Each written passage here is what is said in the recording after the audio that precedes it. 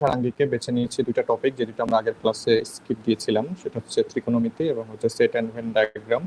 Possibility আছে এগুলো থেকে কোশ্চিন কম আসে, তবে একেবারে যে আসে না এরকম না। ত্রিকোণমিতি এবং সেট বা ভেন ডায়াগ্রাম থেকে মোটামুটি একটা দুইটা কোশ্চিন চলেই আসে, প্রায় অনেক পরীক্ষায় স্কিপও করে। ত্রিকোণমিতির ব্যাপারটা এমনই যে এটা পুরোদরি একটা বেসিকের ব্যাপার। আহ, একদম রাতারাতি যেমন এখানে বসা সম্ভব না, একটা ক্লাস করা সম্ভব না। আবার আমি মনে করি যে অ্যাটলিস্ট 9-10-এর যেটা ম্যাথ এবং হায়ার ম্যাথ, এই দুটো ত্রিকোণমিতির চ্যাপ্টার দুটা কেউ যদি সলভ করে মোটামুটি ভাবে একটা বেসিক দাঁড়ায় যায়। সেম 9-10-এর বইটাই মনে হয় সেট এবং ভেন ডায়াগ্রামের জন্য যথেষ্ট। তবে বিভিন্ন পরীক্ষার আঙ্গিকে আমি এখানে কিছু ম্যাথ নিয়ে আসছি, যেগুলো আপনাদের 9-10-এর ম্যাথ সহ বা বাদে কনসেপ্ট ক্লিয়ার করবে। এবং কিছু কিছু জায়গা আছে যেখানে ভুল হওয়ার মতো। অ্যাকচুয়ালি ভুলটা কোথায় করি, কোশ্চেনটা যখন ইংলিশে থাকে তখন ভুলটা কোথায় হয়, এটা ধরাই দেওয়ার জন্যই আজকে ক্লাসের উপস্থাপনা। দেখেন এই দুটা টপিক আশা করি আগের থেকে একটু বেটার ক্লিয়ার হবে। আমি প্রথমে ত্রিকোণমিতিতে চলে আসছি। ত্রিকোণমিতিতে আমাদের কিছু জিনিস যেটা আপনাকে অবশ্যই খায় ফেলতে হবে আর কি। এটা যদি আপনি না খায় ফেলতে পারেন তাহলে আপনি পরীক্ষার হলে জানা জিনিসও ভুল করবেন, এরকম একটা ব্যাপার ঘটবে। দেখেন প্রথমে আমি এই ছকের মধ্যে চলে যাচ্ছি। ছকে সাইন থিটা থেকে কসেক থিটার কিছু ভ্যালু দেওয়া আছে, যে ভ্যালুগুলো আপনাকে মুখস্থ করতে হবে, কিন্তু সব মুখস্থ করার দরকার নেই। আপনি যদি মোটামুটি ভাবে শুধু সাইন থিটার ভ্যালুটা মুখস্থ করেন বাকি সব কিছু বের করা সম্ভব। অর্থাৎ sine 0 degree value 0, 30 degree value হচ্ছে হাফ, 45 ডিগ্রি ভ্যালু হচ্ছে 1/√2, 60 ডিগ্রি ভ্যালু হচ্ছে √3/2 এবং 90 ডিগ্রি ভ্যালু হচ্ছে 1। জাস্ট এতটুকু মুখস্থ করবেন, আর কিচ্ছু মুখস্থ করার দরকার নাই। বাকিগুলা যারা জানেন তারা জানেন যে অটোমেটিক ভাবে বের করা যায় কিভাবে। সাইন যে প্যাটার্নে বসছে বাম থেকে ডান দিকে, ছোট থেকে বড়র দিকে যায়, সেম ভ্যালুগুলো আপনি কস থিটার ক্ষেত্রে ডান থেকে বামের দিকে আগান, দেখেন সেম ভ্যালুগুলো আসছে। প্রথমে 0 দেখেন, আগে সাইনে দেখেন 0, হাফ, 1/√2, √3/2, 1। আর কসের ক্ষেত্রে কত দেখেন, আবার সেই 0, সেই হাফ, 1/√2, √3/2, 1। কিন্তু একটা ডান থেকে একটা বাম থেকে ডানে আর একটা ডান থেকে বামে, এই দুইটা একটা যদি সাইন মুখস্থ করি কস তো অটোমেটিক ভাবে বের করা যায়। আর ট্যান থেটা দেখেন, আমরা ট্যান থেটার সূত্র মোটামুটি ভাবে জানি। Sine theta sorry sine theta by cos theta, এটা হচ্ছে আমাদের ট্যান থিটার সূত্র। এখন যে কোনো ট্যান থিটার ভ্যালু ধরেন আপনার মুখস্থ নাই, থাকলে তো খুবই ভালো। আপনি যদি এই 0, 1/√3, 1 আর √3 এই চারটা যদি মুখস্থ রাখতে পারেন তাহলে আপনার অনেক ম্যাথ অনেক সহজে হবে। যদি বাই চান্স কোনো জায়গায় না পারেন বা এরকম হয় যে ভুলে গেছেন ডেটাটা, তখন কি হবে? তখন আপনি এই ফর্মুলাতে বের করে নেবেন। সাপোজ ধরেন আপনার tan 6 বা tan 30 ডিগ্রি ভ্যালু দরকার, tan 30 ডিগ্রি ভ্যালু, তখন আপনি সাইন 30 ডিগ্রি ভ্যালু আগে মনে করবেন। সাইন 30 ডিগ্রি ভ্যালু হচ্ছে হাফ, তাহলে যেটা কস 60 ডিগ্রি ভ্যালু কিন্তু আবার হাফ পাবেন, আর কস 30 ভ্যালু পাবেন √3/2। এই দুটা কাটাকাটি করলে দেখবেন tan 30 ডিগ্রি ভ্যালু অর্থাৎ 1/√3 পাওয়া যাবে। তো এইভাবে কিন্তু আপনি বের করে নেবেন পরীক্ষায়। এখন বাকিগুলা চলে আসি। প্রথম তিনটা না হয় কমপ্লিট হলো, বাকিগুলা কি করবো? বাকি তিনটার ক্ষেত্রে যেটা কট, এখানে শুধু কট না, বাকিগুলো একটু এভাবে বলি। পাশে যদিও বা নিচের পেজে হয়তো লেখা আছে sine theta is equal two 1/cosec theta. তারপরে হচ্ছে sec cos theta is equal two 1/sec theta এবং tan theta is equal two 1/cot theta. অর্থাৎ উল্টাটা আর কি, এক দিয়ে ভাগ করলে যেটা আসবে বা ইনভার্স করলে যেটা আসবে সেটা। কারণ এই সেক, সাইন, কসেক, কস, সেক এবং ট্যান কট, এই রিলেশনটা মনে রেখে কিন্তু এই পুরা ছকটা কমপ্লিট হয়ে যায়। অর্থাৎ তাহলে শুধু সাইন থিটার ভ্যালুগুলো মনে রাখবেন। এবার একটু বাম সাইডে চলে আসি। হাইপোটেনিউজ মানে কি এর আগে বলেছিলাম, এটা হচ্ছে যেটাকে আমরা অতিভুজ বলি সেইটা। আমি একটা 90 ডিগ্রি আঁকাচ্ছি, এখানে 90 ডিগ্রি ত্রিভুজ আঁকাচ্ছি আর কি। অর্থাৎ 90 ডিগ্রি একটা ত্রিভুজের আমরা জানি যে কোনো একটা ভূমি হবে, আর অতিভুজটা সবাই দেখে চিনতে পারেন, ধরলাম এটা অতিভুজ। এখন আমার কোণের সাপেক্ষে ডিপেন্ড করে যে কোনটা আমার লম্ব হবে এবং কোনটা আমার ভূমি হবে। ধরেন এই কোণটাকে আমি নিলাম, এই কোণটা যদি আপনি নেন তার বিপরীত যেটা বাহু সেইটা হবে সবসময় সেটা হবে সবসময় অতিভুজ অর্থাৎ হাইপোটেনিউজ। তাহলে এই বাহুটা হবে আমার হাইপোটেনিউজ বা হচ্ছে অতিভুজ। অতিভুজ, অতিভুজের ইংলিশ হচ্ছে হাইপোটেনিউজ। আর এইখানে যে বাহুটা দেখছেন এটা হচ্ছে সংলগ্ন বাহু, যেটাকে ইংলিশে বলা হয় অ্যাডজাসেন্ট সাইড। আর অতিভুজকে বলা হয় হাইপোটেনিউজ সাইড। এবং দেখেন আপনি এখানে যাবতীয় যেই সাইন কস ট্যান এর যে সূত্রগুলো দেখবেন একটা ত্রিভুজের উপর বেস করে। যখন আপনি সাইন থিটা নেবেন তখন অপোজিট সাইড ডিভাইডেড বাই হচ্ছে হাইপোটেনিউজ সাইড। অপোজিট সাইড বলতে আপনি বাংলায় যেটা লম্ব বাই অতিভুজ পড়েছেন, আপনাদের অনেকেরই এভাবে মুখস্থ যে sine theta is equal two লম্ব বাই অতিভুজ। অর্থাৎ অনেকে লতি এভাবে বলেন ল আর অতি লতি, এভাবে অনেকে পড়েন। কস থিটা ইজ ইকুয়াল টু হচ্ছে ভূমি ডিভাইডেড বাই অতিভুজ, এটাকে অনেকে ভূতি পড়েন, লতি ভূতি এভাবে অনেকে মনে রাখেন। তো এই যে ভূমি, ভূমিটা হচ্ছে অ্যাডজাসেন্ট সাইড, আর এই যে লম্ব, এই লম্বটা হচ্ছে যেটা, আচ্ছা আমি কি ভুল করে এখানে অতিভুজ লিখেছি, সরি সরি সরি, এখানে এটা অতিভুজ কেন হবে, এটা লম্ব হবে, আমি লম্ব লিখতে যে ভুল করে অতিভুজ কথাটা বলেছি। আমার অতিভুজ হচ্ছে সি, আমার অতিভুজ হচ্ছে সি, এটা হচ্ছে আমার অতিভুজ, এক্সট্রিমলি সরি, আমি মাথার মধ্যে চলছে অতিভুজ বাট উচ্চারণ করেছি ভুল। তাহলে এটা হচ্ছে আমার লম্ব, যেটা হচ্ছে আমার কোণ তার বিপরীত বাহুটা হবে লম্ব, যেটা হচ্ছে আমার কোণ তার বিপরীত বাহুটা হবে লম্ব। আর কোণের সাথে যে বাহুটা সেটাকে আমি বলবো হচ্ছে ভূমি বা অ্যাডজেসেন্ট সাইড, এই জিনিসটা মাথায় রাখতে হবে। এটা ভুলে গেলে অনেকগুলো ম্যাথ ভুল হয়ে যেতে পারে। ওকে, আমরা নেক্সট পেজে চলে যাই। আগের পেজে যেগুলো লিখেছিলাম সেই কয়েকটা সূত্র এখানে আছে। 1/sin θ equal to cos θ, 1/sec θ equal to cos θ, 1/tan θ equal to cot θ। এবারেও আরো কয়েকটা দেখতে পাচ্ছেন এখানে, sin square theta plus cos square theta is equal to 1, sec square theta is equal to 1 plus tan square theta, আর cosec square theta is equal to 1 plus cot square theta. এই কয়টা সূত্র মোটামুটি জানলেই আমার মনে হয় যে আপনার যাবতীয় ম্যাথ হয়ে যাবে। এই বাদেও আমি আপনাকে 4টা এক্সট্রা সূত্র এখানে দিয়েছি, যদিও বা মোটামুটি এই জাতীয় পরীক্ষায় যে কোশ্চেনগুলো আসে এটার অ্যাপ্লিকেশন খুবই কম, তারপরেও আপনার এই 4টা জেনে রাখা ভালো। এই 4টা অনেক সময় কাজে লাগলেও লাগতে পারে। তবে 6, 1 থেকে 6 ভেরি ভেরি ইম্পর্টেন্ট। 1 থেকে 6 এই কয়টা সূত্র দিয়ে আপনি ত্রিকোণমিতিতে যাবতীয় প্রবলেম সলভ করে ফেলতে পারবেন। সাথে এই ছকটা মুখস্থ রাখবেন, আর কাকে কি দ্বারা ভাগ করলে কোন থিটা পাওয়া যায়, অর্থাৎ কখন সাইন কস ট্যান কস সেক সেক কট পাওয়া যায়, এটা মনে রাখবেন। বাস, এখন আমরা সরাসরি ম্যাথে কনভার্ট করে দিতে পারি। 1 নম্বর ম্যাথটা দেখেন। এই ম্যাথগুলো কিন্তু খেয়াল করে দেখবেন, ঘুরে ফিরে 19 এর বইতে পাওয়া যাবে, কিংবা কিছু ম্যাথ 8-এ পাওয়া যাবে, ইন্টার থেকেও টুকটাক আনতে পারে। বাট একটা জিনিস খেয়াল করেন যে আলটিমেটলি আপনি যখন এর আগে অঙ্কগুলো করতেন তখন আপনাকে এমসিকিউ আকারে শেখানো হয় নাই, আপনাকে দেওয়া হয়েছে যে শো দ্যাট বা প্রুফ দ্যাট। এখন কিন্তু এগুলো এমসিকিউ আকারে আসবে। তো এমসিকিউ আকারে আসার কারণে অনেক সময় দেখা যায় একটা যে নার্ভাসনেস কাজ করে, যে আদৌ পারবো, ত্রিকোণমিতি অনেকভাবে করা যায়, এরকম একটা ব্যাপার কাজ করে।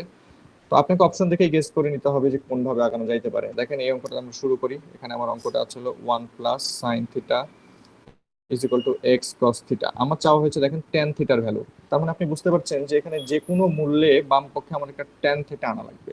আচ্ছা, ট্যান থিটা তো সাইন আর কস দিয়ে আনা যায়, sine theta by cos theta is equal to tan theta. তাহলে আমি একটু সাইডে লিখে রাখি, tan theta is equal to sine theta divided by cos theta. আমি লিখে রাখলাম, দেখি এটা কিভাবে এই পর্যন্ত পৌঁছানো যায়।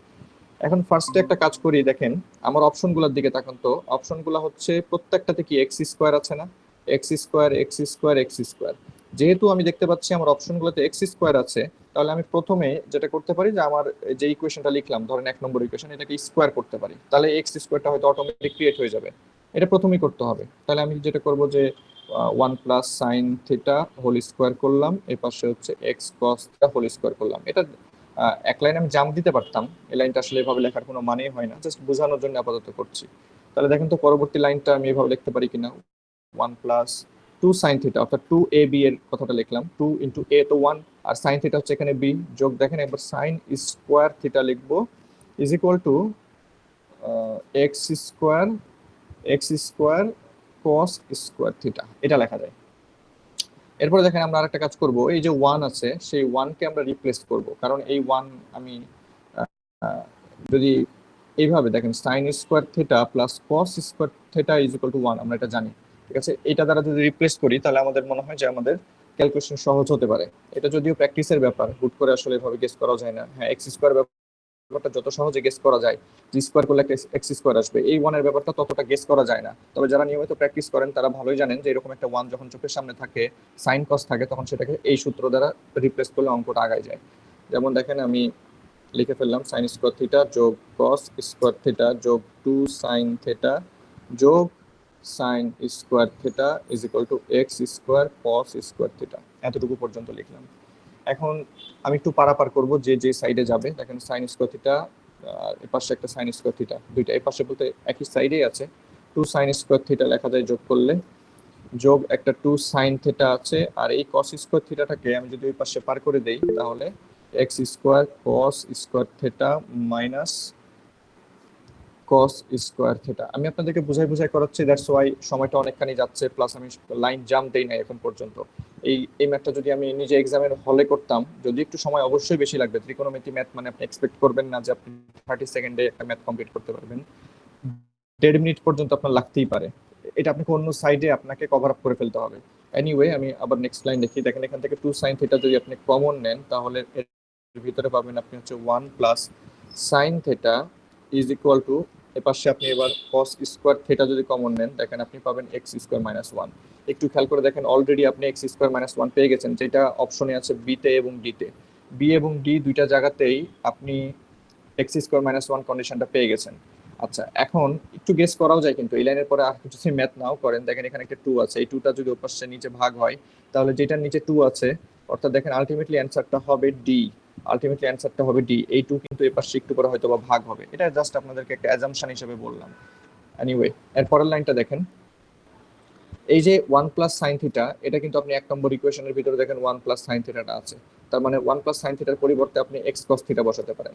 অর্থাৎ ব্যাপারটা হবে এরকম যে 2 sine theta into x cos theta. আমি কিন্তু 1 নম্বর ইকুয়েশন ব্যবহার করলাম এখানে। এই হলো আমার 1 নম্বর ইকুয়েশন। এই হলো আমার 1 নম্বর ইকুয়েশন, এটা ব্যবহার করলাম। Is equal to cos theta into x square minus 1। দেখেন একটু আগে আমার যে 2x দরকার ছিল, সেই 2 এখানে, x এখানে, দুইটাই চলে আসছে। এখন আমি যেটা করব যে সাইন থেটাটাকে রাখলাম বাম পাশে, কস থেটাটাকে রাখলাম বাম পাশে, আর ডান পাশ থেকে যে আমার কস স্কোয়ার থিটা, এটাকে আমি বাম পাশে ভাগ দিয়ে দিলাম। Cos square theta is equal to, এ পাশে দেখেন আমার ডান পক্ষ ready, X square minus 1 divided by twice X. অর্থাৎ আমার বাম পক্ষে যে রাশিটা আছে, সামহাও এটা টেন থেটা আসতে বাধ্য। এটা কঠিন কিছুই না। কস থিটাকে দিয়ে এই কস স্কোয়ার থিটাকে যদি কাটেন, অর্থাৎ স্কোয়ারটা কাটা যায়, অর্থাৎ sine theta by cos theta থাকে, যেটার ভ্যালু মানে হচ্ছে টেন থিটা, আর টেন থিটার অ্যান্সার চলে আসছে x square minus 1 divided by 2x। এই বড় অঙ্কটা অ্যাকচুয়ালি এটা চাইলে বিসিএস এর রিটেনে আসতে পারে, এই ম্যাথটা চাইলে এমসিকিউ তে আসতে পারে। এমসিকিউ তে আসলে আপনাকে অবশ্যই 1.5 মিনিট সময় ম্যাক্সিমাম বরাদ্দ রাখতে হবে। আর এই ম্যাথটা হুবহু আসে। আমি আমার লাইফে বিভিন্ন জায়গায় পরীক্ষায় অ্যাটলিস্ট 2বার, অবশ্যই এই বিভিন্ন জায়গা বলতে আমি সরাসরি চাকরির পরীক্ষার কথা বলছি, মিনিমাম একবার হলো আমি এই ম্যাথটা সরাসরি পেয়েছি, যেটা আমার অ্যান্সার জানা থাকার কারণে আমার এতদূর করাই লাগে নাই। আমি আগে থেকেই জানতাম যে এই অঙ্কের অ্যান্সার এটা, এটা অনেকবার করা ছিল আমার। তো আপনারা এইভাবে যারা এই ভিডিওটা দেখছেন, তারা মাথায় রাখবেন যে এটার অ্যান্সার মনে রাখা যায়, এই ম্যাথটার অ্যান্সার মনে রাখা যায়, এর কারণে এটা আসে।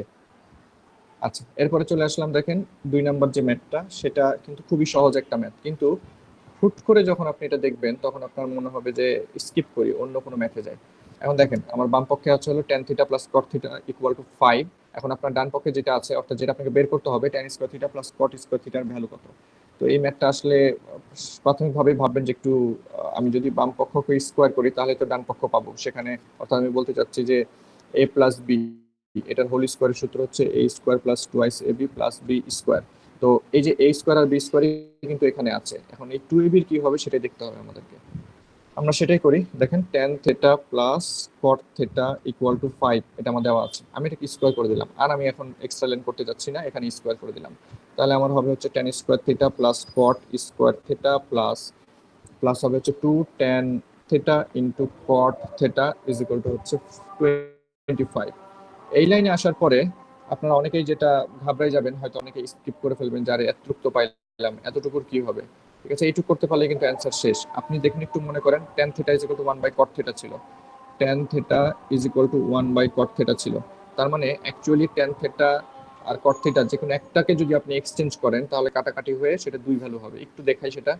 tan square theta plus cot square theta plus 2 into ধরেন tan থিটাকে আপনি 1 বাই cot থিটা লিখছেন, আর cot থিটা তো আগে থেকে আছে, ইজ ইকুয়াল টু 25। এখন দেখেন তো cot থিটা কাটে কিনা। তাহলে এই যে এতটুকুর ভ্যালু, সেটা কি হবে, এই দুইটা এর পাশে আসলে মাইনাস হয়ে যাবে। তার মানে tan square theta plus cot square theta is equal two 25 minus 2 is equal two 23। আমি আপনাদেরকে জাস্ট কয়েকটা টাইপের ম্যাথ, কয়েকটা বলতে অন্তত 9-10টা তো দেখাবোই, 9-10টা টাইপের ম্যাথ দেখাবো, যেগুলো আপনাদের একটু চিন্তা ভাবনা সহজ করে দিবে। এবং প্রত্যেকটা পেজে একটা কথাই বলি, যে প্র্যাকটিস করবেন 9-10-এর ম্যাথ এবং হায়ার ম্যাথের যত ত্রিকোণমিতি আছে, যদিও বা এমসিকিউ ফরম্যাটে নাই, বাট আপনি মেইন ফরম্যাটগুলাই প্রমাণ করো যে বা হচ্ছে শো দ্যাট যে ম্যাথগুলো আছে, সেগুলো একটু সলভ করবেন, আপনার ত্রিকোণমিতির কনফিডেন্স বুস্ট হবে। এছাড়া কনফিডেন্স বুস্ট করার উপায় নাই।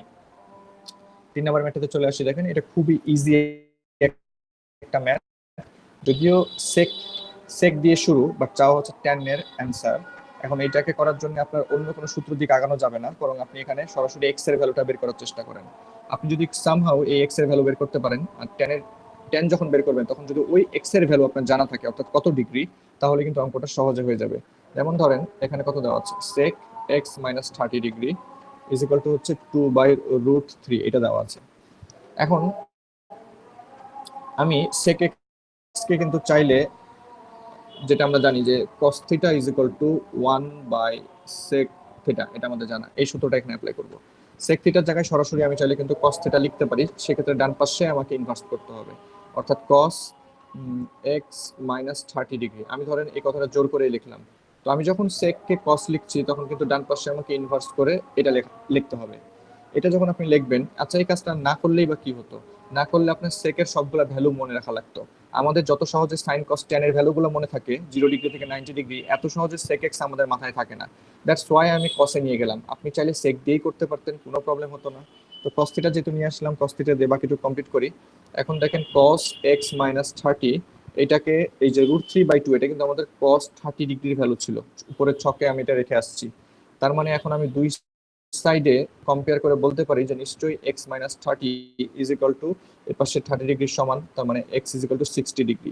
এই যে x এর ভ্যালু বের হয়ে গেল, এই ভ্যালুটা আপনি এখন tan এর ভিতরে বসান, অর্থাৎ tan 60 ডিগ্রির ভ্যালু ছিল এখানকার কোশ্চেন। আর tan 60 ডিগ্রির ভ্যালু হচ্ছে, যেটা সবাই কনফিউজড হন যে 1/√3 নাকি √3। tan এর ক্ষেত্রে 30 আর 60 ক্ষেত্রে মোটামুটি সবার কনফিউশনটা এখানেই হয়। মনে রাখবেন সাইনের মতন ট্যানও ছোট থেকে বড়র দিকে যায়, ছোট থেকে বড়র দিকে যায়। ঠিক আছে, এটার অ্যান্সার হবে কত, এটা হবে √3। একটু উপরে দেখা আসে আপনাদেরকে, তাহলে বুঝতে পারবেন। এই যে দেখেন tan 0, 1/√3, 1√3, অর্থাৎ 0 ছিল ছোট, তার থেকে একটু বড় হচ্ছে 1/√3, তার থেকে বড় 1, তার থেকে বড় হচ্ছে √3। তাহলে tan এবং সাইন এগুলো ছোট থেকে বড়র দিকে যায়, তো এইটাতে কনফিউজড হবেন না, এই জিনিসটা মনে রাখলেই হবে। তাহলে আমাদের অ্যান্সার চলে আসছে, এটা অ্যান্সার হচ্ছে √3। আগের দাগাইছিলাম, হ্যাঁ দাগাই নাই, এটার অ্যান্সার হচ্ছে 23, আর এটার অ্যান্সার ডি, এটার অ্যান্সার হচ্ছে ডি। ঠিক আছে, এরপরে চলে আসলাম এই ম্যাথটাতে, 4 নম্বরটাতে। দেখেন এই টাইপের ম্যাথ অবশ্য আপনার ত্রিকোণমিতিতে আসার সম্ভাবনা বেশি এই টাইপের। এখন যে 4 নম্বর ম্যাথ দেখছেন এই টাইপের বা আরো কিছু ম্যাথ দেখাবো, এগুলো বেশি আসবে। আর যেগুলো ক্যালকুলেশনের, একটু আগে যেগুলো দেখলাম যে দেখাও যে 3 নাম্বার 2 নাম্বার ম্যাথের মতো, এই টাইপের ভ্যালু বা ম্যাথ একটু কম আসবে।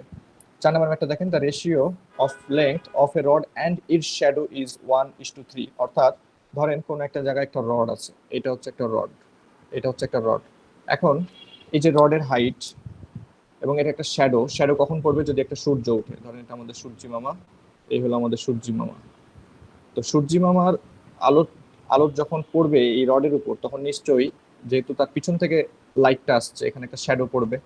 ধরলাম এটা তার শ্যাডো, এটা তার শ্যাডো। শ্যাডোটা পড়বে কোথায়, শ্যাডো পড়বে মাটিতে, অর্থাৎ আমার দাগ দেওয়া অংশটুকু হচ্ছে আমার শ্যাডো। এখন এই দুটো রেশিও বলা হচ্ছে যে এই যে রড, এই যে রড, এই রডটার হাইটকে আমি এবি ধরলাম রড, এবং এই শ্যাডোটাকে আমি বিসি ধরলাম, এটা বিসি, এই জায়গাটা হচ্ছে আমার শ্যাডো, এই জায়গাটা হচ্ছে আমার শ্যাডো, আর এবি হচ্ছে আমার রড, এবি হচ্ছে আমার রড, এবং এই দুইটার রেশিও বলা হচ্ছে, এটা যদি 1 হয় এটা হবে √3। The angle of elevation of the sun, তার মানে অ্যাঙ্গেল অফ এলিভেশন বলতে এই যে এলিভেশন, অ্যাঙ্গেল অফ এলিভেশন, অর্থাৎ মাটি থেকে কি এলিভেশনে সূর্য আছে সেটা চাওয়া হচ্ছে। এখন দেখেন এটা সিম্পলি আমার এখানে দুইটা রেশিও যে দেওয়া আছে, রেশিও সবসময় রেশিওই, আপনি চাইলে এটাকে ভ্যালুও ধরতে পারেন, মিনিমাম ভ্যালু হিসেবে এটাই রেশিও। তাহলে আপনি যদি এখানে, এটা যেহেতু আমার কোণ সি, কোণ যেহেতু আমার সি, তাহলে আমার লম্ব বা আমার যেটা অপোজিট সাইড সেটা হবে 1, আর আমার যেটা ভূমি বা হচ্ছে এটাকে কি টার্ম দিয়েছিলাম আমরা, এটাকে টার্ম দিয়েছিলাম আমরা হচ্ছে অ্যাডজাসেন্ট সাইড। দেন আমরা অ্যাডজাসেন্ট সাইড বলতে পারি হচ্ছে সিবি কে বা বিসি কে। ওকে, দেন দেখেন আমি যদি সরাসরি ট্যান থিটার ভিতরে এই সূত্রটা ফালাই, tan theta is equal two আমরা জানি হচ্ছে লম্ব বাই ভূমি। লম্ব বা হচ্ছে আমরা বলতে পারি অপোজিট সাইড, অপোজিট সাইড, আর ভূমি বা আমরা বলতে পারি এটা হচ্ছে অ্যাডজাসেন্ট সাইড। তো অপোজিট সাইড যেটা সেটা হচ্ছে আমার 1, আর অ্যাডজাসেন্ট সাইড যেটা বা ভূমি সেটা হচ্ছে আমার √3, 1/√3। এখন দেখেন এটা কিন্তু ট্যান থিটা, ট্যান থিটা যদি 1/√3 হয়, ট্যান থিটার কতর ভ্যালু 1/√3 এটা কিন্তু আমাদের জানা আছে। tan 30 ডিগ্রির ভ্যালু হচ্ছে 1/√3, তার মানে এটা কিন্তু হচ্ছে 30 ডিগ্রি, যেটা আমার অপশনে আছে। এরকম সিম্পল ম্যাথ আসতে পারে, এর থেকে জটিলও আসতে পারে। যেমন ধরেন 5 নাম্বার ম্যাথটা কিঞ্চিত জটিল, এবং এইখানে এই ম্যাথটা দেওয়ার উদ্দেশ্য আছে যে এখানে সবাই একটা কোণ ধরতে ভুল করেন। এই কোণটা ধরতে ভুল করার কারণে অঙ্কে অনেকেই ভুল করে ফেলেন। আমি দেখাচ্ছি কোন জায়গাটা ভুল করেন। The angle of depression of a car, তার মানে মাটিতে একটা কার আছে এবং উপর থেকে, কথাটা চলছে উপর থেকে। Angle of depression of a car standing on the ground from the top of a 75 metre tower. একটা 75 মিটার টাওয়ারের আপনি টপ থেকে যদি একটা কারের ডিপ্রেশন দেখেন, মানে অবনতি কোণ দেখেন, তখন সেটা আপনি পাবেন হচ্ছে 30 degree. Okay, the distance of the car from the base of the tower. আচ্ছা, আমি একটা টাওয়ার আঁকাই এবং আপনাকে এই কমপ্লিট জিনিসটা বোঝানোর চেষ্টা করি এখানে অ্যাকচুয়ালি কি বলা হয়েছে। এই হচ্ছে একটা টাওয়ার। ওকে, আমার টাওয়ার রেডি। এই টাওয়ারটা হচ্ছে 75 মিটার। এই টাওয়ারটা হচ্ছে 75 মিটারের একটা টাওয়ার। এটা হচ্ছে একটা আমার টাওয়ার। এখন the angle of depression of a car. আচ্ছা, ধরেন এই কারটা আছে এই সি পয়েন্টে। আচ্ছা, আমি আগে এটা টান দিয়ে নিলাম আর এখানে দিলাম হচ্ছে আমার সি পয়েন্ট। দ্যাট ইজ এখানে একটা কার আছে, এখানে একটা কার আছে। এখন বলা হচ্ছে যে the angle of depression of a car standing on the ground. এই কারটা কিন্তু গ্রাউন্ডে আছে, from the top of a 75 metre tower. এই টাওয়ারের মাথা থেকে আপনি যখন একটা কার স্ট্যান্ডিং আছে তার যখন অ্যাঙ্গেল অফ ডিপ্রেশন দেখবেন। আচ্ছা, আমি একটা কাজ করলাম, আমি এখানে একটা দাগ দিলাম যেহেতু এই কার থেকে এটা দূরত্ব এইদিকে। এখন বলা হচ্ছে দ্য অ্যাঙ্গেল অফ ডিপ্রেশন। দেখেন সবাই যেটা করে যে এই জায়গাটা 30 ডিগ্রি ধরে ফেলে, কারণ টাওয়ারের সাপেক্ষে বলেছে angle of depression of a car is 30 degree. এইখানে হয় ভুল, এটা ভুল, এটা 30 ডিগ্রির কথা বলা হয় নাই। অ্যাঙ্গেল অফ ডিপ্রেশন যদি বলা হয় ফ্রম এ টাওয়ার, এই অ্যাঙ্গেল অফ ডিপ্রেশনটা হবে এই কোণটা 30 ডিগ্রি। এইটা দেখানোর জন্য এই ম্যাথটা আমি পিক করেছি আপনাদের জন্য। 30 ডিগ্রি কিন্তু এইটা, ঠিক আছে। Angle of depression from a tower যদি বলে তাহলে সেটা হচ্ছে টাওয়ারের প্যারালালি না, সরি, এটা হচ্ছে আপনি আপনার ভূমির সাপেক্ষে, ভূমির প্যারালালি একটা রেখা টানবেন এবং আপনি কার এবং টাওয়ার যোগ করবেন, এই যে 30 ডিগ্রি পাবেন সেটা হচ্ছে এই পয়েন্ট, এটা হচ্ছে 30 ডিগ্রি। ঠিক আছে, এটা কিন্তু 30 ডিগ্রি না, এটা মাথায় রাখতে হবে। এখন দেখেন এটা যদি 30 ডিগ্রি হয়, আমরা একান্তর কোণ হিসাবে জানি এটা তাহলে 30 ডিগ্রি হবে। এনিওয়ে, এটা হচ্ছে আমার 75 মিটার, এটা হচ্ছে আমার 30 ডিগ্রি। এবং আমার বের করতে হবে হচ্ছে যে এই যে টাওয়ার, এই টাওয়ারের বেস থেকে, এই বেস থেকে এই কারের দূরত্ব কত। মানে আমার ধরেন এই অজানা তথ্যটা হচ্ছে এক্স। এখন দেখেন অঙ্কটা কিন্তু সিম্পল ছিল, খালি 30 ডিগ্রি কোনটা ধরবো এটা জানলেই কিন্তু ম্যাথটা সহজ হয়ে যায়। আমি ten 30 degree is equal two, আবারও আগের মতন বলতে পারি, লম্ব ডিভাইডেড বাই ভূমি। লম্ব মানে হচ্ছে এখানে 75 মিটার ডিভাইডেড বাই ভূমি মানে হচ্ছে এক্স। ঠিক আছে, আমার এক্স অজানা, তাহলে এক্স ইজ ইকুয়াল টু আমরা বলতে পারি 75 ডিভাইডেড বাই টেন 30 ডিগ্রি, আর টেন 30 ডিগ্রি ভ্যালু হচ্ছে 1/√3। এটাকে আপনি ফাইনালি বলতে পারেন 75√3। এই জায়গা দেখে কনফিউজড হয়ে অনেকে শর্টকাটে মানে এরকম ডি এর দিকে চিন্তা ভাবনা করেন, বাট ডি কিন্তু অ্যান্সার না, অ্যান্সার হচ্ছে সি। ঠিক আছে, এই ম্যাথটা স্পেশালি মাথায় রাখবেন, এটা আমার কাছে প্রচুর একটা ইম্পর্টেন্ট ম্যাথ মনে হয়, কারণ এখানে ভুল করার মতো জায়গা আছে। এরপরে চলে আসেন 6 নম্বর ম্যাথটা। এই টাইপের ম্যাথও পরীক্ষা আসতে পারে, যদি এটা অনেক সহজ math. cos square theta minus sin square theta is equal two 1/√3। What is the value of cos to the power 4 theta minus sin to the power 4 theta. এখন দেখেন এই এই জায়গা থেকে আমি যদি আমার দেওয়া ভ্যালুটা বসাইতে চাই, তাহলে যেটা করা যেতে পারে যে আমি এটাকে এই এ মাইনাস কি এ স্কোয়ার মাইনাস বি স্কোয়ারের সূত্রে ফেলা যায় কিনা সেটা ট্রাই করি। অর্থাৎ এটাকে আমি এ স্কোয়ার বললাম, এটাকে আমি হচ্ছে বি স্কোয়ার বললাম, তারপরে দুইটাকে হোল স্কোয়ার করলাম। দেখেন এটা যদি আমার এ হয়, এটা যদি আমার বি হয়, তাহলে এ স্কোয়ার মাইনাস বি স্কোয়ারের সূত্রে পড়ে। অর্থাৎ আমি লিখতে পারি কস square theta plus sine square theta into cos square theta, এটা কস, হ্যাঁ, কস স্কোয়ার থেটা। আচ্ছা, একটু কেটেই দিতে, কসেক হয়ে গেছিল, cos square theta minus sine square theta. দেখেন cos square theta plus sine square theta, এটা সূত্র না একটা, এটার ভ্যালু তো 1। আর cos square theta minus sine square থিটার ভ্যালু কিন্তু দেওয়া আছে 1/√3। অঙ্কটা কিন্তু অনেক সহজ ছিল, সরি 1/√3 না, cos square theta minus sine square থিটার ভ্যালু, আচ্ছা এখানে অপশন তাহলে আমি ভুল দিয়েছি। এখানে যেহেতু 1/√3 দেওয়া আছে, ও বাইরে একটা স্কোয়ারে দেওয়া ছিল, সরি দ্যাটস মাই মিস্টেক। না সরি সরি, বাইরে স্কোয়ারটা এখানে হবে। ওকে, এটা হচ্ছে আমি সম্ভবত এখানে কোশ্চিন বা অ্যান্সার যে কোনো একটা কিছু ভুল পিক করেছি। আমার এখানে 1/√3 যেহেতু দেওয়া আছে, এখানে একটা তাহলে রুট নিয়ে আসতে হবে। ওকে, তাহলে এটাই হবে আমার অ্যান্সার। এরপর ম্যাথটাতে চলে আসি। 7 নম্বর ম্যাথটা দেখেন, if tan 3a is equal to √3 what is the value of a। এটা একই টাইপের খুব সহজ ধরনের math. tan 3a is equal to যদি √3 হয়, তার মানে √3 tan এর কত ভ্যালু, অবশ্যই tan 60, অর্থাৎ এটাকে আমি tan 60 ডিগ্রি বলতে পারি। তার মানে উভয় সাইডে যদি আপনি কম্পেয়ার করেন 3a = 60 ডিগ্রি বলতে পারেন, a = 20 ডিগ্রি বলতে পারেন। এই টাইপের ম্যাথ হতে পারে, খুব সহজে এই টাইপের ম্যাথ কিন্তু সলভ করে ফেলতে হবে, সময় লাগানো যাবে না। হ্যাঁ, 8 নম্বর ম্যাথের মতন ম্যাথ হতে পারে, a pole is broken such that the broken part makes of an 30 degree হবে, 30 degree with the other and touches the ground at a distance of 10 meters from its root. Find the length of the pole. আমি যদি এই ব্যাপারটা দেখাতে চাই, তাহলে এটা হচ্ছে আমার একটা পোল, যেটা এমন একটা পয়েন্ট, মনে করেন এটা একটা সি পয়েন্ট, এই পয়েন্টে সেটা ভেঙে গেছে, এটা হচ্ছে আমার এ বি একটা পোল।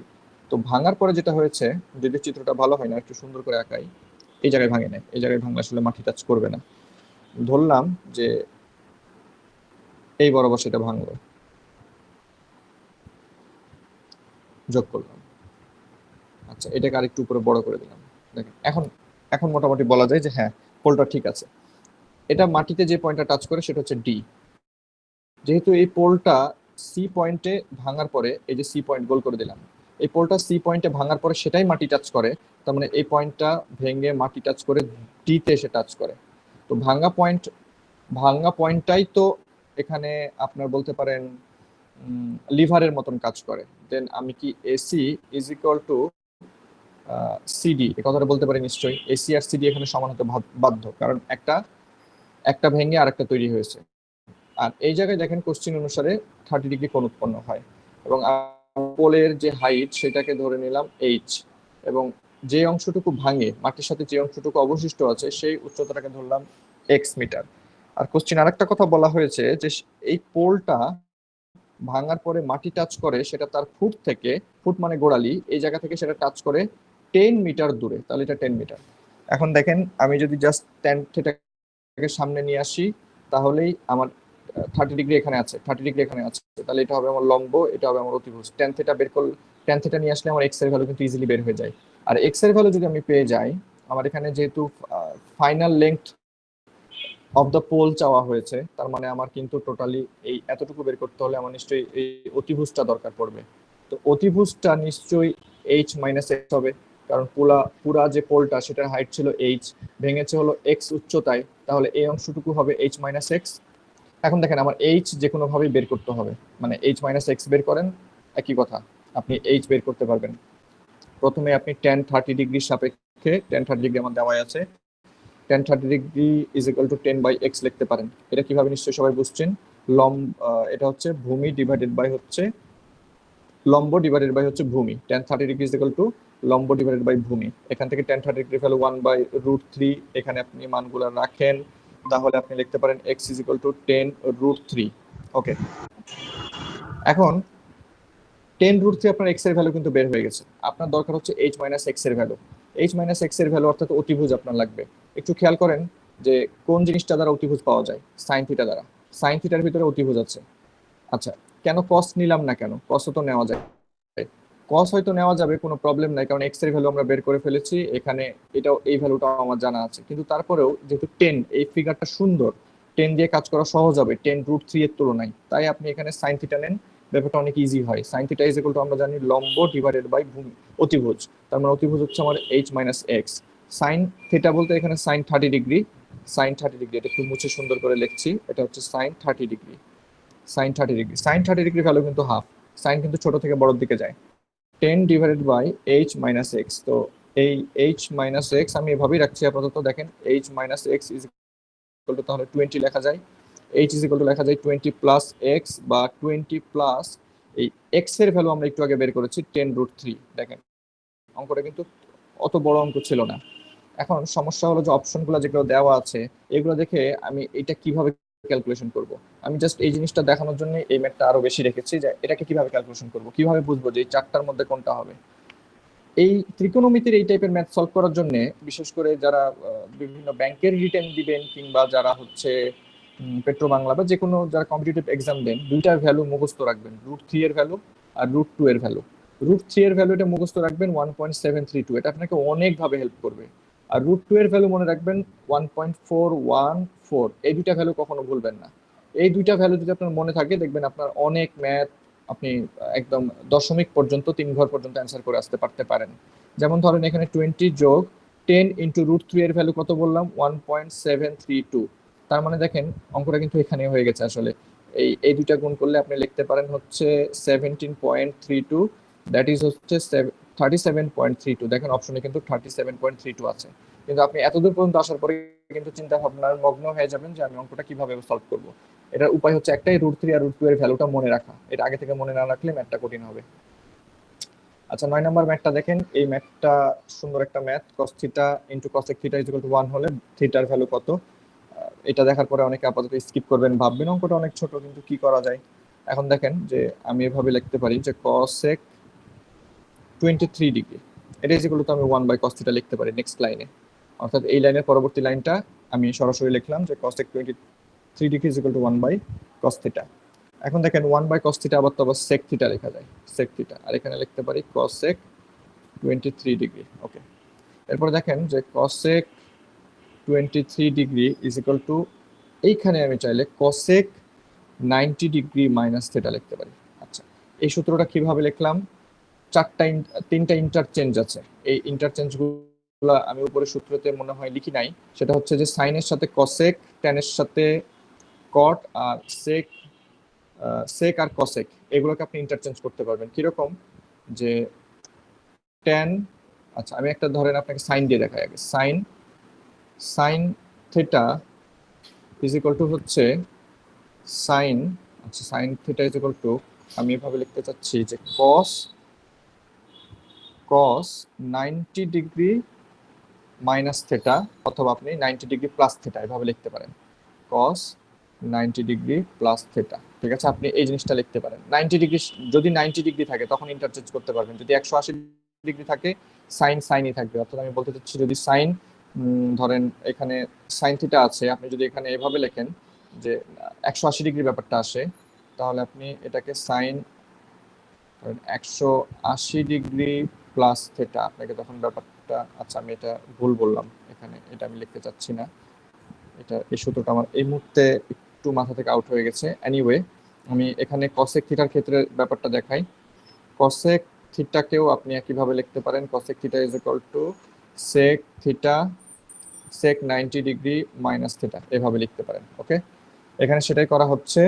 এখন দেখেন উভয় সাইডেই cosec চলে আসছে, আমি কম্পেয়ার করতে পারি। তাহলে আমি লিখতে পারি 23 degree is equal two 90 degree minus theta, সেখান থেকে আপনি লিখতে পারেন theta is equal two 90 degree minus 23 degree is equal two হচ্ছে 67 ডিগ্রি। এই হলো আপনাদের 9 নম্বর ম্যাথ। এরপরে চলে আসলাম 10 নম্বর ম্যাথ। হ্যাঁ, এই টাইপের ম্যাথও আসতে পারে, সমাধান করতে দিতে পারে আপনাকে।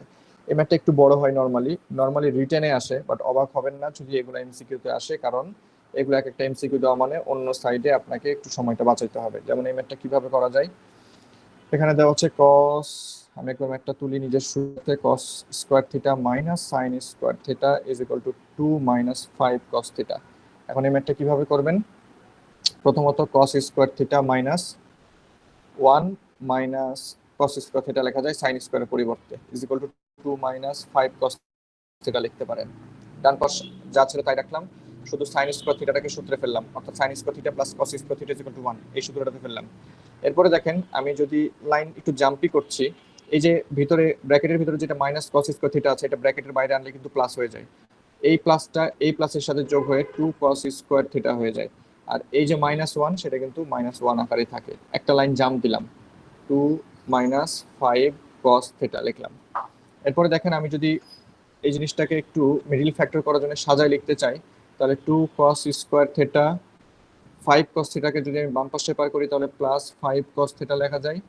আর এই 2 যদি বাম পক্ষে পার করি তাহলে -3 হয়ে যায়, কারণ সেটা -1 এর সাথে যোগ হবে, ইজ ইকুয়াল টু 0। এখন দেখেন এটা মিডল ফ্যাক্টরের অবস্থায় চলে আসছে, অর্থাৎ আপনি চাইলে এভাবে বলতে পারেন, কম্পেয়ার করেন 2x square plus 5x minus 3, kind of এরকম একটা ইকুয়েশন, একটা দ্বিঘাত সমীকরণ আপনি পাচ্ছেন। এই দ্বিঘাত সমীকরণটাকে সলভ করার জন্য আমি সরাসরি cos দিয়েই করছি, x আমার দরকার নাই, জাস্ট আপনাদেরকে বোঝানোর জন্য বললাম।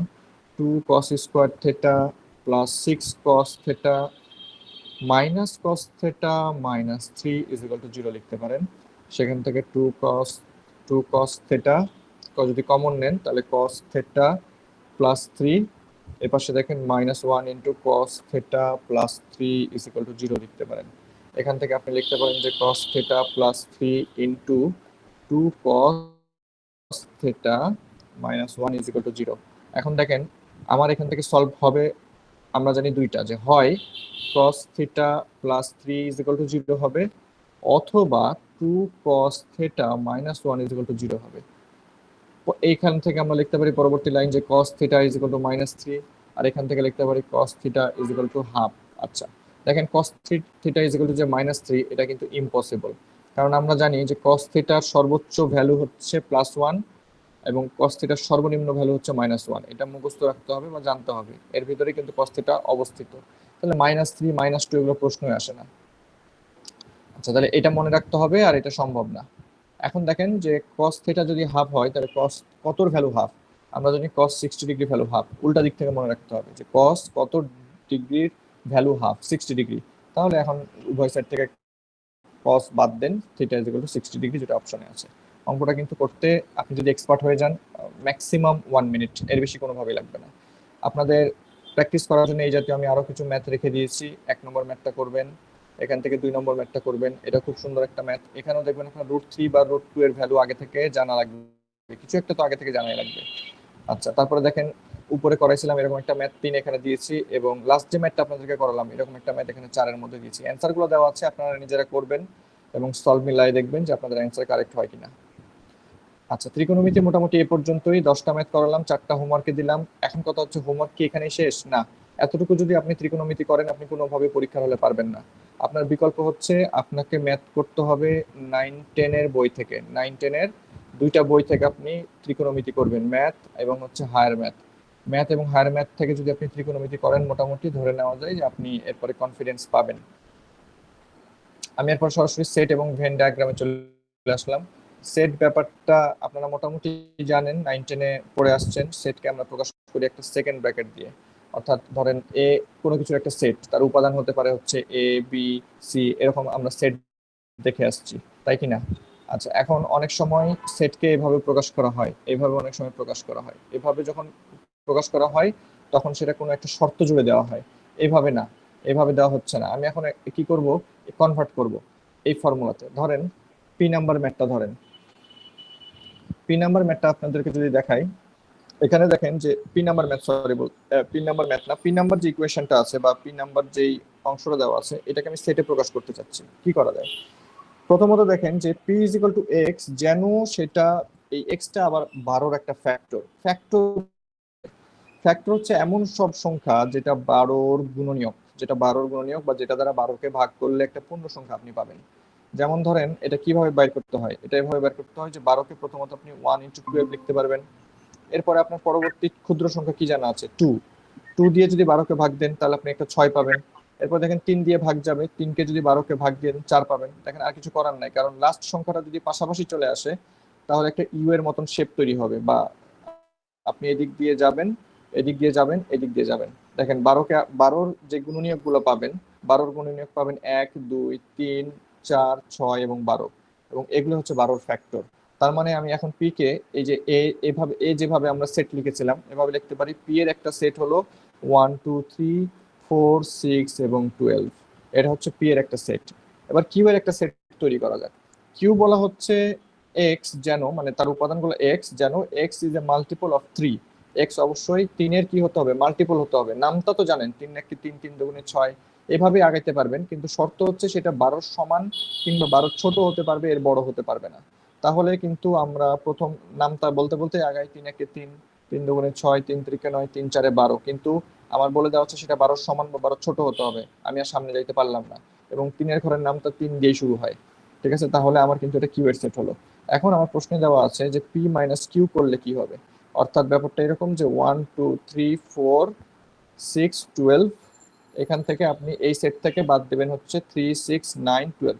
এটার নিয়ম হচ্ছে যেগুলো উপাদান ম্যাচ করে সেগুলো বাদ দিবেন, আর যেগুলো ম্যাচ করে না সেগুলো থাকবে ভিতরে। দেখেন 1 থাকে, 2 থাকে আর 4 থাকে, বাকি কিন্তু দেখেন 3 এখানে আছে, 6 আছে, এখানে আমি মনে হয় 9 মিস করে গেছি। কি এক্স ইজ এ ফ্যাক্টর, আচ্ছা সরি, আচ্ছা প্রথমটাতে যে উপাদান নাই, ঠিক আছে 9 মিস করি নাই। এটাকে একটা জিনিস মনে রাখবেন, প্রথমটার কোনো উপাদান যদি না থাকে ওই উপাদান দ্বিতীয়টাতে থাকলেও লাভ হবে না। ঠিক আছে, এখানে কিন্তু পার্থক্য বলা হয় নাই, এখানে প্রথমটা থেকে দ্বিতীয়টা বিয়োগ।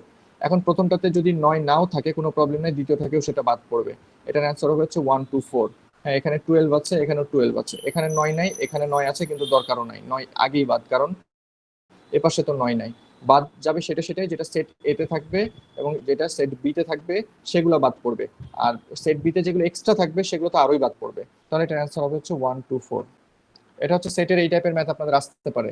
সেটের এরকম দুইটা সেট দেওয়া থাকবে, তাদের মধ্যে যোগ বিয়োগ এরকম জিনিস দিতে পারে। আচ্ছা, সেট এবং ভেন চিত্র, সব থেকে বেশি যে ম্যাথটা আসলে পরীক্ষায় আসে সেটা হচ্ছে ভেন চিত্রের ম্যাথ পরীক্ষায় আসে।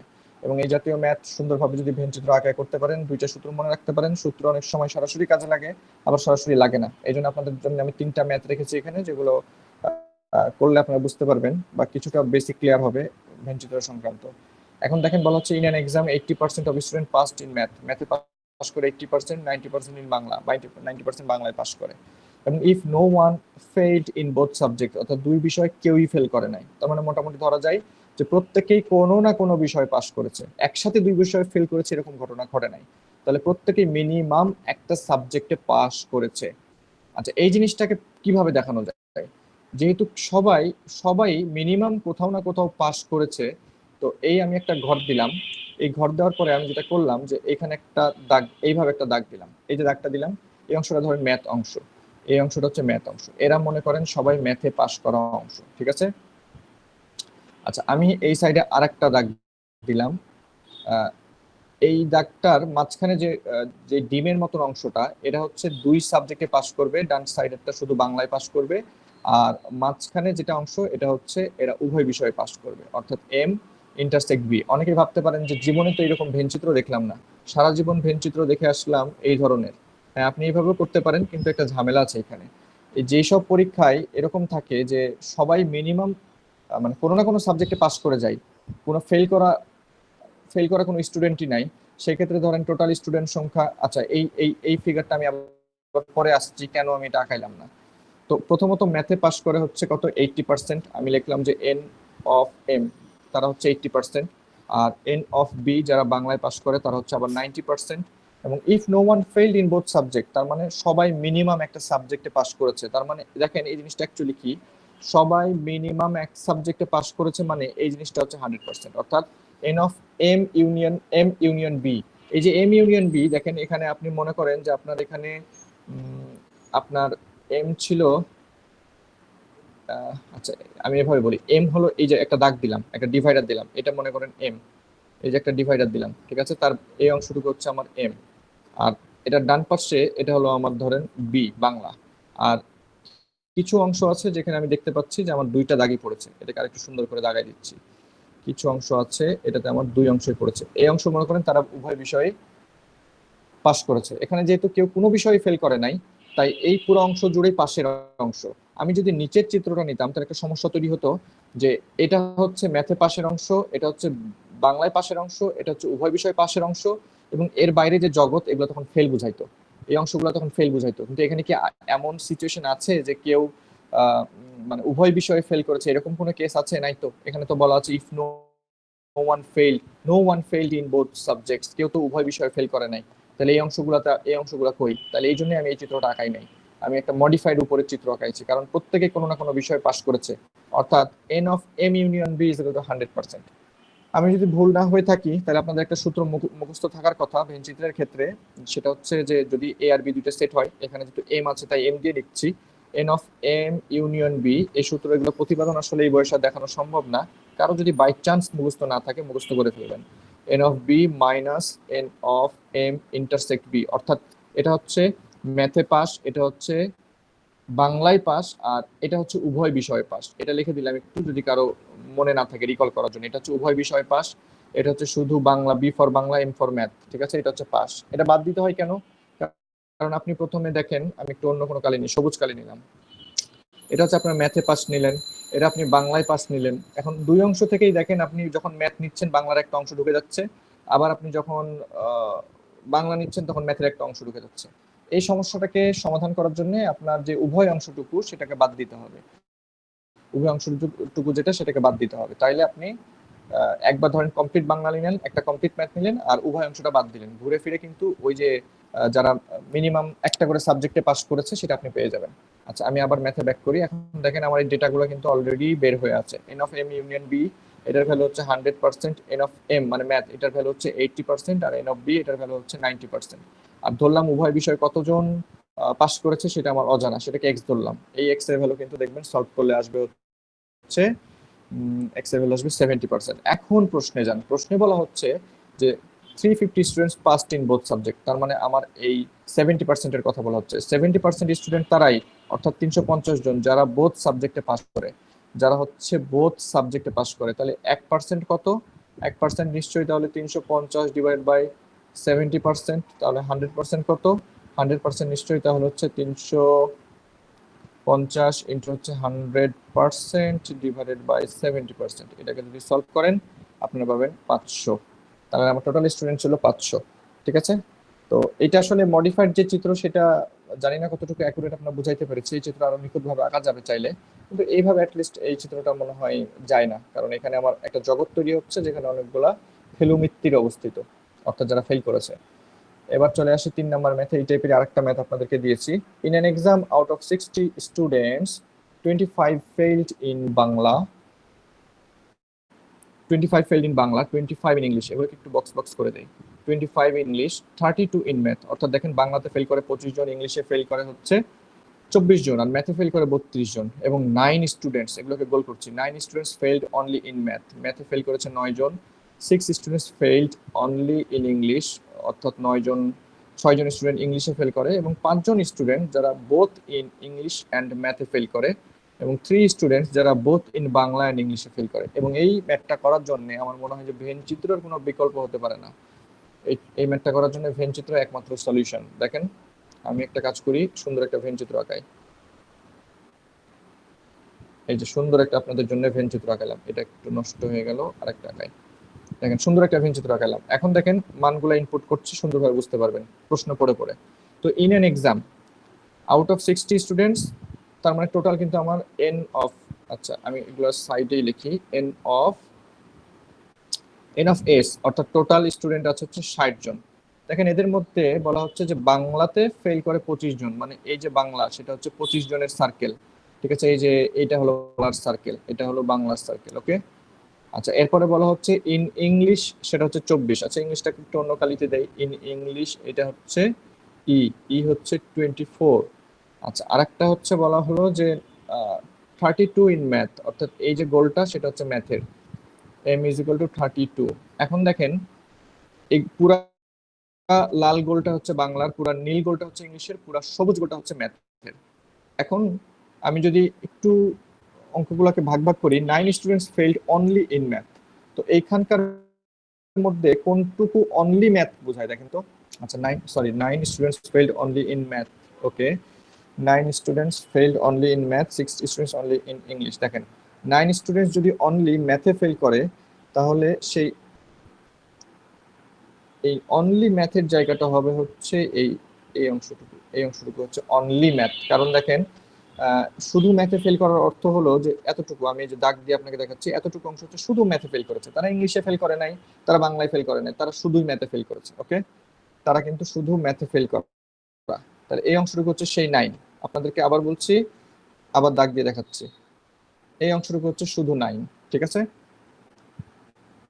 9 students failed only in math, 6 students only in English, অর্থাৎ অনলি ইংলিশের অংশটুকু কোনটুকু? এই যে এই অংশটুকু হচ্ছে অনলি ইংলিশ। ঠিক আছে? এই অংশটুকু শুধু অনলি ইংলিশ, এরা শুধু ইংলিশে ফেল করেছে, এরকম হচ্ছে 6 জন। তারপরে বলা হচ্ছে যে 5 students both in English and math, English এবং ম্যাথ। আচ্ছা এই ম্যাথটা মেবি আমি একটু ভুল তুলেছি মনে হচ্ছে, অঙ্কটা ফাইনালি মিলবে না। এই জায়গায় প্রবাবলি এটা বাংলা ছিল। এই যে ম্যাথটা আছে না, এখানে অ্যাকচুয়ালি বাংলা হতো, তাছাড়া এই অঙ্কটা জটিল আকার ধারণ করতে পারে। এটা অ্যাকচুয়ালি বাংলা ছিল, অর্থাৎ আমি একটু আগে যে 9টা লিখলাম, এটা এখানে না, এই 9টা হবে হচ্ছে এইখানে। শুধু বাংলায় ফেল করে 9 জন, এটা কোশ্চেনটা আমার তুলতে ভুল হয়েছে। আচ্ছা তারপরে দেখেন এখন বলা হচ্ছে যে 6 স্টুডেন্টস অনলি ইন ইংলিশ, এটা আমি দিয়েছি, এবং 5 students both in English and math. আচ্ছা ইংলিশ এবং ম্যাথের মধ্যে কমন জায়গা কিন্তু হচ্ছে এই অংশটুকু। ঠিক আছে? এখানে যেগুলো ইন্টারসেক্ট করেছে সেগুলো ছোট ছোট খণ্ড হিসেবে ধরেন। এই যে এই অংশটুকু হচ্ছে শুধু যে দাগগুলো দিলাম, এই দাগ অংশটুকু কিন্তু শুধু হচ্ছে ইংলিশ এবং ম্যাথের জায়গাটুকু। আচ্ছা, এরপর দেখেন বলা হচ্ছে যে 3 students both in Bangla and English. Bangla এবং ইংলিশের কমন জায়গা হচ্ছে এতটুকু, অর্থাৎ এই যে গোল করলাম, গোলের ভিতরে যে ইন্টারসেক্ট অংশ সেটা। ওকে, এখন ধরেন আমার আর কিছু জানা নাই, আমি বাকিগুলো ধরলাম যে 3 সাবজেক্টেই যারা ফেল করে তারা এক্স, যারা বাংলা এবং ম্যাথে ফেল করে তারা হচ্ছে ওয়াই, এবং যারা শুধু ম্যাথে ফেল করে তারা হচ্ছে জেড। ওকে, এতটুকু পর্যন্ত ক্লিয়ার? এখন দেখেন আমার যে কোনো একটা সার্কেল ধরেন, সব থেকে বেশি তথ্য জানা আছে আমার ইংলিশের এই সার্কেলে। ইংলিশের এই সার্কেলে যে দেখেন অনেকগুলো গোল করলাম, এই সার্কেলটা গোল করে আবার মুছেও দিলাম।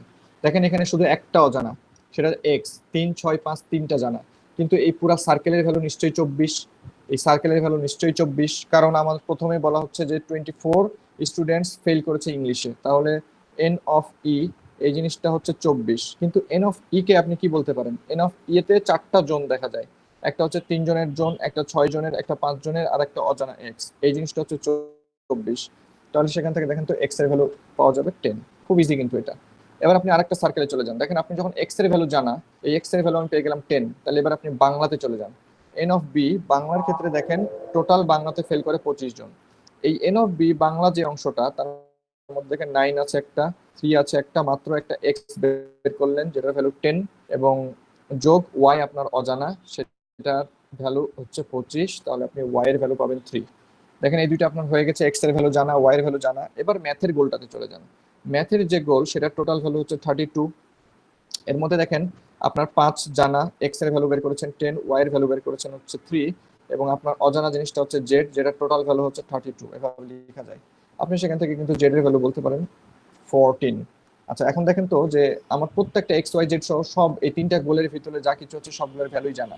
তাহলে নিশ্চয়ই টোটাল ফেল, টোটাল কতজন ফেল করেছে, টোটাল ফেল কতজন করেছে সেটা কিন্তু জানা যাবে, অর্থাৎ 9 + 3 + 6 + 5 প্লাস এক্স এর ভ্যালু হচ্ছে এক্স এর ভ্যালু 10 বের করেছি, প্লাস ওয়াই এর ভ্যালু 3 বের করেছি, জেড এর ভ্যালু হচ্ছে 14 বের করেছি, সবগুলো যোগ করেন পাবেন হচ্ছে 50। অর্থাৎ টোটাল ফেল করেছে হচ্ছে 50 জন। এখন প্রশ্ন হচ্ছে যে how many students passed in all subjects. এই যে পাসড ইন অল সাবজেক্টস, এই জোনটা কোনটা জানেন? এই যে বাইরে যে জোনটা থেকে গেছে এটা হচ্ছে পাস করা জোন। 3টা বৃত্তের ভিতরে যারা আছে সেটা হচ্ছে ফেল করা জোন, তারা ফেল করেছে। আর 3টা বৃত্তের বাইরে কিন্তু টোটাল স্টুডেন্ট সংখ্যা N of S equal to 60 ছিল। তার মানে এখন যে হলুদ দাগগুলো দিচ্ছি সেটা হচ্ছে পাস করা জোন। তাহলে পাস করেছে কতজন? 60 থেকে 50 বাদ দিতে হবে। পাস করেছে কতজন? পাস করেছে হলো এন অফ এস থেকে টোটাল ফেল যেটা পাবো, অর্থাৎ 3টা বৃত্ত। ঠিক আছে, 3টা বৃত্তকে আপনি বলতে পারেন এন, সরি এটা minus N of A, sorry এটা B, B union E union M, এটা বলতে পারেন আপনি, কারণ এই তিনটার ইউনিয়নে সব টোটাল আপনি 50 পাবেন। টোটাল ফেল যেটা, টোটাল ফেলকে আপনি বলতে পারেন N of B union E union M, এটা বলতে পারেন। দেখেন পাস করেছে, তাহলে 60 - 50 হচ্ছে 10 জন। তো এই অঙ্কটা অবশ্যই ভেনচিত্র দিয়ে করতে হবে, ভেনচিত্র দিয়ে যদি না করেন অঙ্কটা অনেক জটিল হতে পারে। এবার 4 নম্বর ম্যাথ, একই টাইপের আরেকটা ম্যাথ। এটা আপনারা যদিও চাইলে হোমওয়ার্কেও করতে পারেন, কারণ দুইটা করে দিলাম, এক কাজ করবেন আপনারা এটা হোমওয়ার্কেই করবেন, আমার মনে হয় যে এটা আপনারা পারবেন। ঠিক আছে, হোমওয়ার্কে করবেন নাকি করে দিব? আচ্ছা, আপনারা এটা ট্রাই করবেন, যদি না পারেন আমি এটা আপনাদের নেক্সট ক্লাসে অবশ্যই দেখাই দেবো, আপনারা এটা জানাতে পারেন, অ্যাডমিনের কাছে জানাতে পারেন। 4 নম্বর ম্যাথটা হোমওয়ার্কেই দিলাম। আর 5 নম্বর ম্যাথ, এই ম্যাথটাকে আলাদাভাবে রাখার একটা বিশেষ কারণ হচ্ছে পাওয়ার সেটের একটা বিশেষ ম্যাথ। পাওয়ার সেট হুটহাট একটা সিম্পল ম্যাথ আসে, কিন্তু আমরা অনেকেই ছেড়ে দিয়ে আসি। পাওয়ার সেটের সূত্র একটাই, সেটা হচ্ছে 2 টু দি পাওয়ার n। এখন কথা হচ্ছে এন এর পরিচয় কি? এন এর পরিচয় হচ্ছে এখানে কয়টা উপাদান আছে, সেটা এ এক্স থ্রি নাকি A B C doesn't matter. আপনি ধরেন আপনার কাছে একটা দেওয়া আছে পি, পি একটা সেট যেখানে উপাদান দেওয়া আছে 1 আর 2। তো আপনি এটাকে কতগুলো, এটার এই 1 আর 2 যেই উপাদান সেগুলোতে কতগুলো সাবসেট তৈরি করতে পারবেন দেখেন। আপনি একটাকে তৈরি করতে পারবেন হচ্ছে 1, একটা লিখতে পারবেন হচ্ছে আপনি 2, একটা লিখতে পারবেন আপনি হচ্ছে 1,2, আর আরেকটা লিখতে পারবেন হচ্ছে আপনি 5। মানে কিচ্ছু না, ফাঁকা সেট। ঠিক আছে, তাহলে আপনার টোটাল কয়টা সেট হলো দেখেন, টোটাল আপনার হলো 4টা, 1 2 3 4, 1 2 3 4। এখানে পি এর উপাদান কয়টা ছিল? 2টা। তাহলে দেখেন তো যে 2 স্কোয়ার ইজ ইকুয়াল টু 4 হয় কিনা? এইটাই, 2 স্কোয়ার ইজ ইকুয়াল টু যদি 4 হয়, এরপরে যদি কোথাও দেখেন আপনি 3টে উপাদান দেওয়া আছে, পি ইজ ইকুয়াল টু ধরেন আপনি কোথাও দেওয়া আছে এ বি সি এরকম দেওয়া আছে, কিংবা আমি কোশ্চেনটাতে যাই, আমার কোশ্চেনে দেওয়া আছে এ ইজ ইকুয়াল টু এর উপাদান আমার এ দেওয়া আছে, চাইলে এটা অন্য কিছু দেওয়া যায় তো অবশ্য, এক্স থ্রি এরকম দেওয়া আছে, এনিওয়ে যেটাই থাকুক না কেন এর ভিতরে উপাদান তিনটা।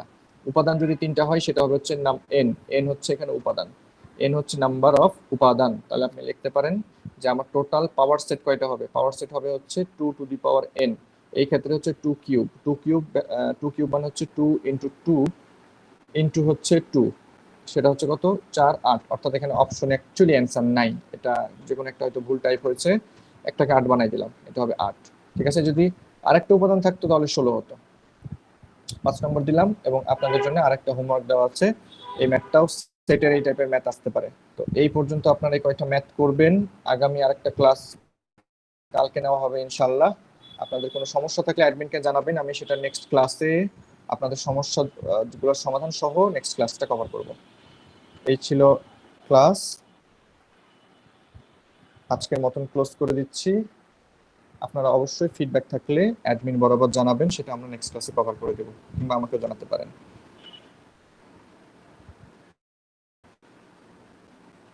ক্লোজ করে দিচ্ছি তাহলে।